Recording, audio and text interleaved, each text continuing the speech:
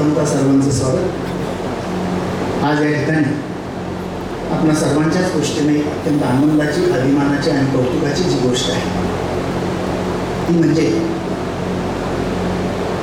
आशिया खंडातील सर्वात मोठी संस्था म्हणून तिचा उल्लेख केला जातो आणि जिच्याविषयी आपल्या सर्वांच्या मनामध्ये प्रचंड आस्था आणि आदर आहे. अशा संस्थेचा सर्वात मोठा विभाग म्हणजे उत्तर विभाग, ज्यामध्ये नंदुरबार, नाशिक, अहिल्यानगर आणि बीड या 4 जिल्ह्यांचा समावेश होतो. आणि या 4 जिल्ह्यांमध्ये रयतच्या ज्या 199 शाखा आहेत त्या सर्व शाखांमध्ये गुणात्मक आणि रचनात्मक विकास व्हावा यासाठी या विभागाची एक स्वतंत्र अशा पद्धतीची रचना पद्धती आहे. आणि त्यामध्ये या संपूर्ण विभागाचे अध्यक्ष हा बहुमान मिळणं ही फार मोठी कौतुकाची आणि अभिमानाची गोष्ट असते. आणि ती ज्यावेळी योग्य व्यक्तीला मिळत असते, विजनरी व्यक्तीला मिळत असते, कर्तृत्ववान व्यक्तीला मिळत असते, त्यावेळी हा आनंद आणखीच द्विगुणित होत असतो. आणि हा आनंद या ठिकाणी आपल्या सर्वांना साजरा करण्याची संधी ज्यांच्यामुळे मिळाली असे कर्जत आणि जामखेड तालुक्याचे उपरी आमदार, रयत शिक्षण संस्थेचे जनरल बॉडी सदस्य, दादा पाटील महाविद्यालयाच्या महाविद्यालय विकास समितीचे सदस्य, सन्माननीय रोहित दादा पवार यांची रयत शिक्षण संस्थेच्या उत्तर विभागीय अध्यक्षपदी निवड झाल्याबद्दल सर्वात प्रथम खूप खूप अभिनंदन. आणि आपल्या सर्वांचंच या निमित्तानं खूप खूप स्वागत. खरं तर 22 मेला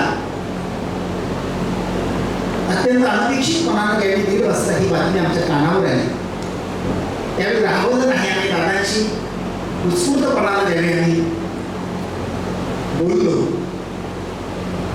त्यावेळी खरं तर गेली 1 वर्षभर मनामध्ये असलेली जी एक सुप्त इच्छा होती की विभागाला असेल की संस्थेला असेल की चांगल्या पद्धतीची माणसं जावी. आणि रयतेचा हा जगन्नाथ असा गेली 106 वर्ष जो चाललेला आहे तो तितक्याच सक्षमपणानं पुढे येणारी नवी पिढी आहे. आणि त्या नव्या पिढीचे शिलेदार म्हणजे दादा आहे. आणि दादांचं कुठंतरी मॅनेजमेंटमध्ये एक प्रतिनिधित्व असावं अशी आमच्या सर्वांचीच एक सुप्त इच्छा होती. ती आपण कधी कधी प्रकटपणानं बोलूनही राहतो. आणि दुग्धशाखाला योग असा की ज्यावेळी 9 मेला मॅनेजिंग काउन्सिलची संपूर्ण यादी ज्यावेळी जाहीर झाली आणि त्या दादांचं नाव दिसलं नाही त्यावेळी फार निर्मोस खरंच खूप निराश झालं. त्याचं कारण खऱ्या अर्थानं संस्थेला दिशा देणारी जी माणसं आहेत, रयतमध्ये काम करणारी जी माणसं आहेत, त्या हाताच्या बोटावर मोजता येणाऱ्या माणसांमध्ये एक दादा आहेत. आणि ते एक सामान्य जनरल बॉडी सदस्य किंवा सेवक म्हणूनच ते खरं काम करत आहेत.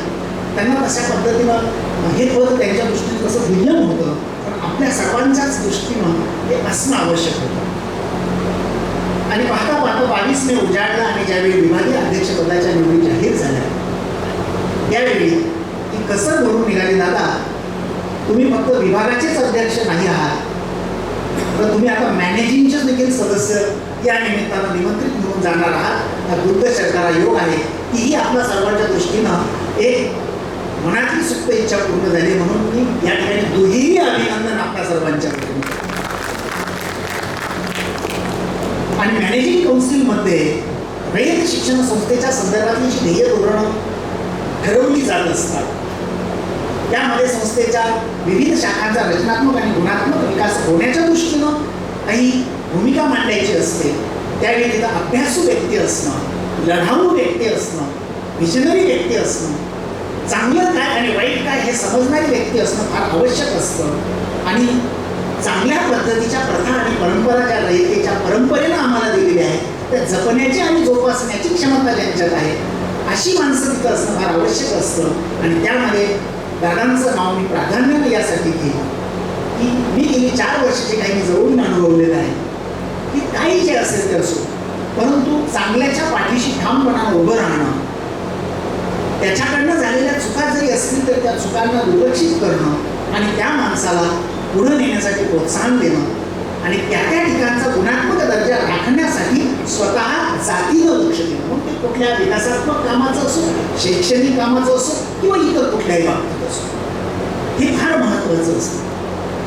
आणि हा उत्तर विभाग सांभाळत असताना रयत शिक्षण संस्थेच्या मॅनेजिंग काउन्सिलमध्ये देखील आपण प्रतिनिधित्व करत आहात. या निमित्तानं खूप मोठ्या वेगवेगळ्या प्रकारचे अनुभव आपण आता घेणार आहात. जे कर्जत जामखेड तालुक्यातील शाखांपुरते मर्यादित होते ते आता व्यापक होत जाणार आहात. खरं तर आपलं व्यक्तिमत्व आता सर्वांगीणदृष्ट्या व्यापक होत चाललेलंच आहे. आज रयतेमध्ये देखील या पद्धतीचं एक व्यापक असं काम आपल्या हातून निश्चित पुढच्या काळात घडणार आहे. आणि आपला सन्मान तालुक्यातील सगळ्याच शिक्षणप्रेमी व्यक्तींकडनं व्हावा म्हणून माजी विद्यार्थी संघ आणि दादा पाटील महाविद्यालय यांनी एक संयुक्त मीटिंग त्याच दिवशी घेतली 22 तारखेला. आणि अशी एक चर्चा झाली की आपण एक छोटेखानी किंवा आपला एक घरगुती सत्कार समारंभ दादांचा संघाच्या वतीनं घेऊया. मी म्हटलं तसा घेण्याऐवजी आपण नागरी सत्कार काय नको घ्यायला, कारण हे नागरी व्यक्तिमत्व आहे. हे फक्त घरातलंच आता राहिलेलं व्यक्तिमत्व नाही, हे नागरी व्यक्तिमत्व आहे.